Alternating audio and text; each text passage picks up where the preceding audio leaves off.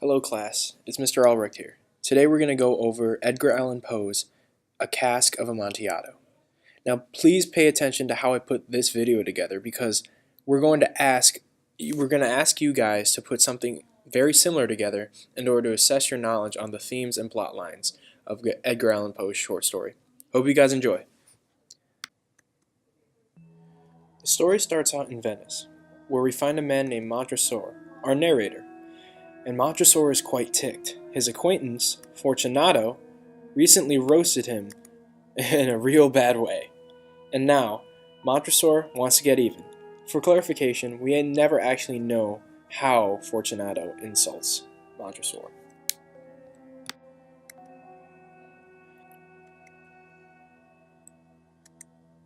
At a motley carnival, Montresor plots his revenge. He knows that Fortunato will be quite inebriated at this event and thus susceptible to manipulation. Montresor finds Fortunato in the crowd and tells him that he knows of a cask of Amontillado wine, hence the title, and it's stored within his family's catacombs.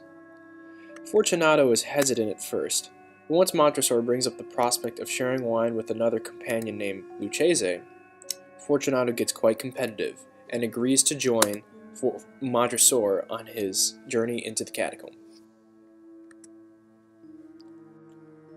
Upon seeing his familial burial place within the catacombs, Montresor brings up the matter of his family's coat of arms. It states, "No one attacks me with impunity," which basically says no one roasts me without getting away with it.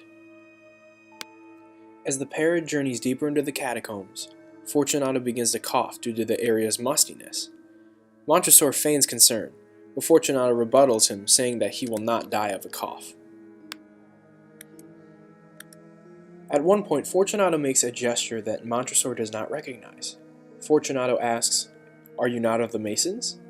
Montresor falsely assures that he is, and displays a trowel that he had been hiding in order to convince his companion of the lie.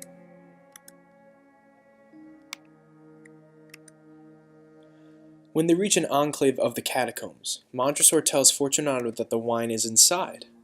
Upon Fortunato's entering the niche, Montresor chains him to a wall and begins to use the trowel in order to seal his friend, quote-unquote, within the tomb, behind a wall of bricks. Yes, he's essentially burying him alive over an insult. To Montresor's surprise, Fortunato begins to sober up and plead for his life. Montresor mocks these pleas, finishing the wall, thus sealing his victim alive in the catacombs. Montresor then tells us that Fortunato's body still hangs from the chain, 50 years later.